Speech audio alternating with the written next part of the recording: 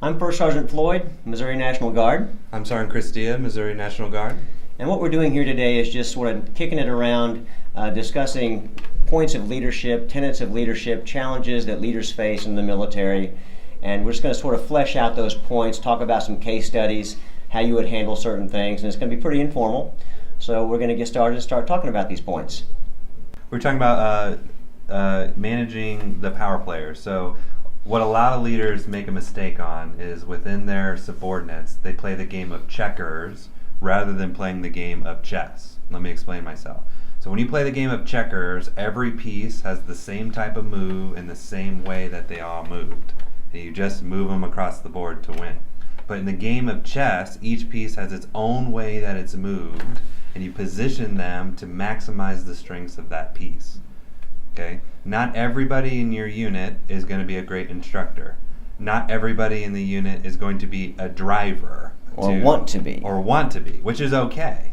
But I think we waste a lot of time as leaders saying, hey, this person who doesn't care about ever being a good instructor, to let them lead a course just to check the box and say, let's give them a chance to teach a course. And we waste a lot of time, and the soldiers don't learn anything.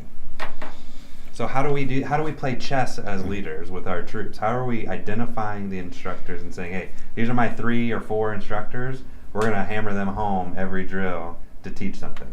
And is that fair? Can we do that? Well, so I'll give you an example of my unit, and I started leadership development courses, and we're rotating instructors. Now, to get through all your personnel, with one drill a month, it's going to take over a year to rotate people through. So this isn't happening in a rapid sequence.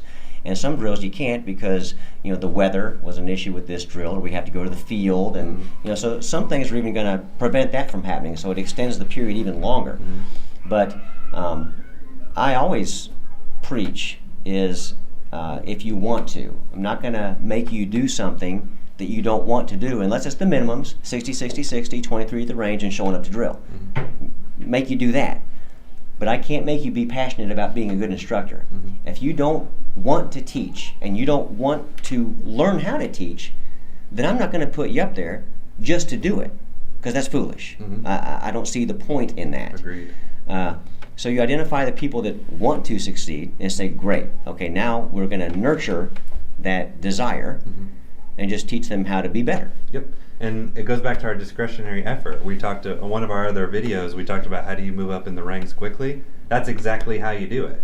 You put yourself out there and you want to get better, and leadership will recognize you and develop you in those skills. But I also say if you don't have that discretionary effort, or you don't want to, you don't really want to, really you don't want to, then tell your leader that.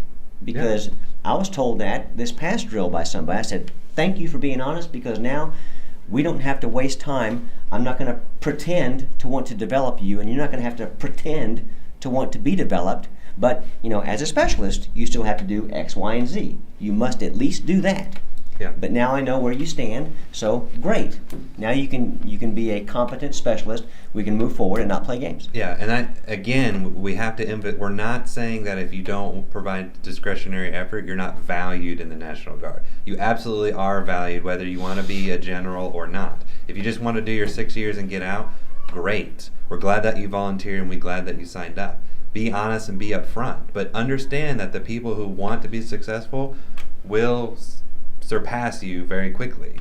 Okay, so make sure you're honest and upfront. If you don't care about being an instructor, let your leadership know. Remember, we want to play chess with our team, not checkers. You are the ultimate volunteer, especially in the National Guard. Nobody drafted you, didn't make you raise your right hand. Nobody makes you come to drill. If you don't show up to drill, nobody's going to show up to your house and arrest you and drag you to drill. If it's PT day and you don't want to run around the track, I can't make you run around the track. Everything that you do is voluntary. It's because you want to.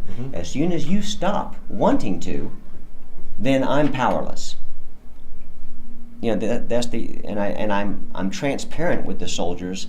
Just like that, I say there's only so much I can do to make you do anything. That's right. There are certain repercussions to certain actions, but I still can't make you do anything. And I'm not going to pretend talking to this mature, business owning, mortgage paying, family raising job having individual and try to play that game and pretend that I can make them do something.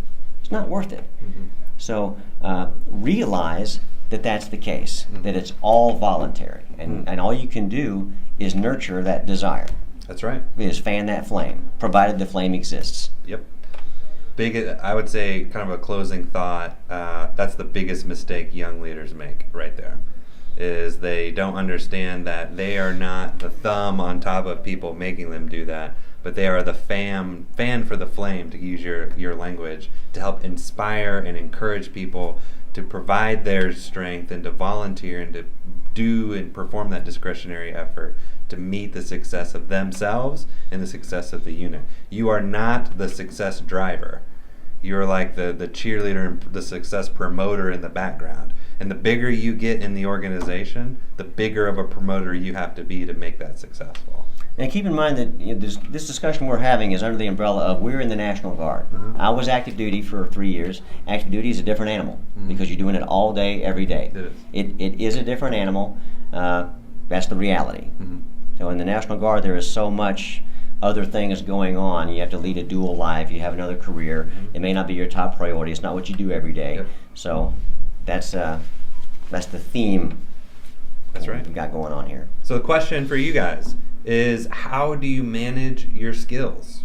No matter what MOS you have, whether you're enlisted or a commissioned officer or warrant officer, what are you doing every day to continue to maintain that standard?